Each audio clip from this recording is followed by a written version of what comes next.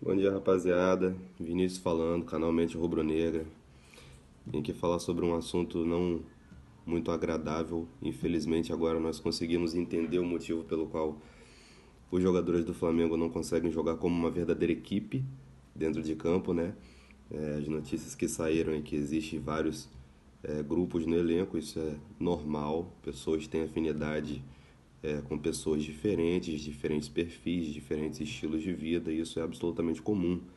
Mas o que não é comum é quando atletas começam a se olhar torto e questionar o posicionamento da diretoria para com um ou para com outro. Isso significa que um atleta está preocupado em como o outro atleta está sendo tratado pela diretoria e não com o seu desempenho dentro de campo. Isso fica bem notório, uma vez que a gente consegue entender que o Flamengo não consegue manter uma regularidade no seu jogo. E isso mostra ao torcedor que claramente existe um racha no grupo, um racha de relacionamento. Fica bem notório que a situação do Davi Luiz com o Gabigol influencia sim no rendimento dentro de campo. Os 11 jogadores que estão lá muitas vezes não trabalham como um grupo, não trabalham como uma unidade. Estão ali basicamente para cumprir seus respectivos papéis, mas de fato não o cumprem, porque não respeitam o torcedor, não respeitam a camisa do Flamengo. Eles querem ser respeitados, mas não nos respeitam. Os caras vivem num clube o qual a realidade é totalmente adversa dos demais clubes do Brasil e até da América. O Flamengo hoje oferece uma estrutura invejável, tanto dentro quanto fora de campo, para cada um desses jogadores.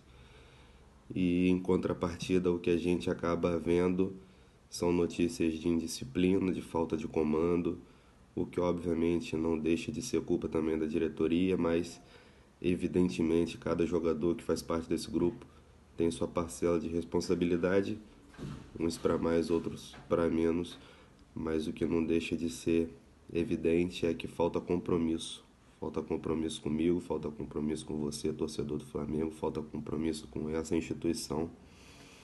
E claramente nós conseguimos entender que ali cada um está muito preocupado em ostentar o seu ego, em sustentar a sua imagem, e o que menos se preocupa ali é com o futuro do Clube de Regatas do Flamengo, e isso é preocupante.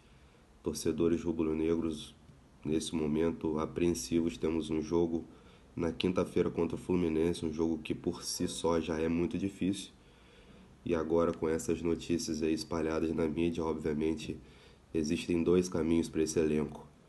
Ou eles racham de vez e o nosso ano está fadado ao fracasso, ou eles se comprometem, se unem e fazem um pacto em prol da instituição que paga os seus salários, que dá estrutura de trabalho.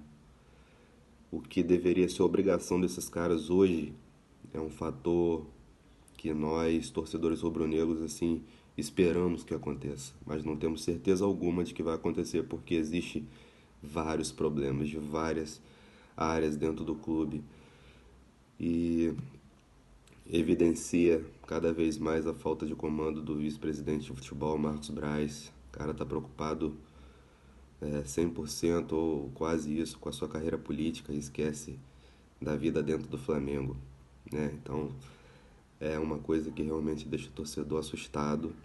E em contrapartida a gente vê um presidente completamente omisso, um cara que ele nunca aparece, principalmente nas derrotas, principalmente nos maus momentos, o cara ele nunca dá a cara a tapa. Então a gente pode concluir que infelizmente esse ano depende muito da boa vontade desses caras. O treinador é o menos culpado, na minha opinião. O cara tá tentando, pode ter os seus erros, pode ter seus equívocos em substituições, em escalações, mas o cara não deixa de tentar, o cara não deixa de chamar atenção, e ele obviamente não pode expor esse problema na mídia, porque aí ele perderia o grupo de vez. Mas infelizmente é isso. O que nós temos hoje é realmente que apoiar, fazer a nossa parte, mas não deixar de cobrar esses caras.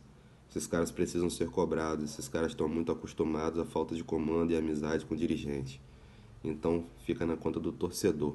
Sempre quem paga o pato é o torcedor, tanto em relação a financeiro quanto em relação ao emocional, o cara que se envolve psicologicamente nas partidas e vê um time absolutamente frustrante, com futebol absolutamente medíocre dentro de campo. Então, o que resta aqui, como torcedor do Flamengo, é falar sobre essa situação totalmente desconfortável e esperar que os nossos dirigentes tomem precauções.